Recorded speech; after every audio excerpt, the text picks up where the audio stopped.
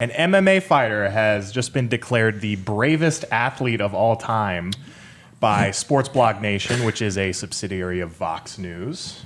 Okay. So they're going to be pretty centrist. So that's, of course. Yeah, they're going to be right down the middle. Totally Even that unbiased. box. And so, bravest athlete of all history, you would think maybe Jesse Owens, maybe Jackie Robinson, Sure. somebody from the civil rights era. Sure. Yeah. No, it's Fallon Fox, the transgender MMA fighter that was famous for breaking the skull of one of his female opponents. Lovely. Sorry, getting a little confused with the gender pronouns there. You're good, in good company because so are they. Don't misgender.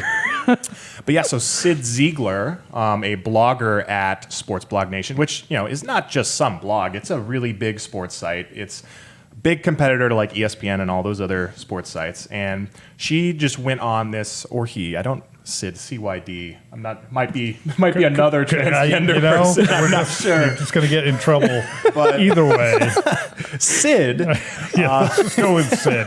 We're not going to use any pronouns at all. Sid declared Fox the bravest athlete of all time in this recent post, and that's pretty troubling. Not just because Fallon Fox is not brave simply for being a man that fights women, but it's even deeper than that. When Fox's first two fights within women's MMA, his opponents did not know that Fallon Fox was a biological male. So they were going into those fights against someone that had serious biological advantages, and they had no idea what they were going up against. So that is certainly not bravery, to have this huge advantage and to use it and to not let anyone know about it and put these women's lives in danger. I mean, clearly they were in danger, because one woman had her skull cracked open. Right.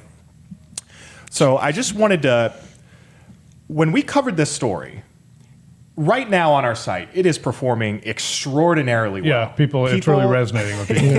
It is resonating with people. People are upset about this. And as I kind of look at the political landscape, looking at centrists, conservatives, and even a lot of liberals, there seems to be this coalition growing of people that do not agree with this whole trans athletes narrative.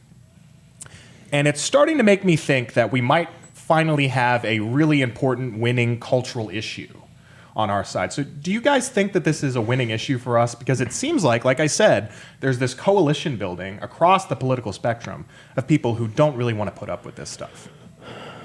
To me? Go ahead. No, I would argue that they have pushed way too far. Yeah. First it was, Prop 8 with California. First it was gay marriage, and a lot of people said this is just the beginning.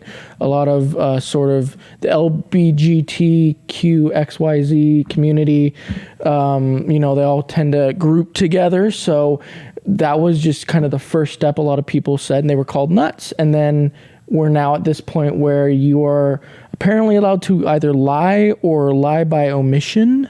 That you are a biological male fighting females in MMA?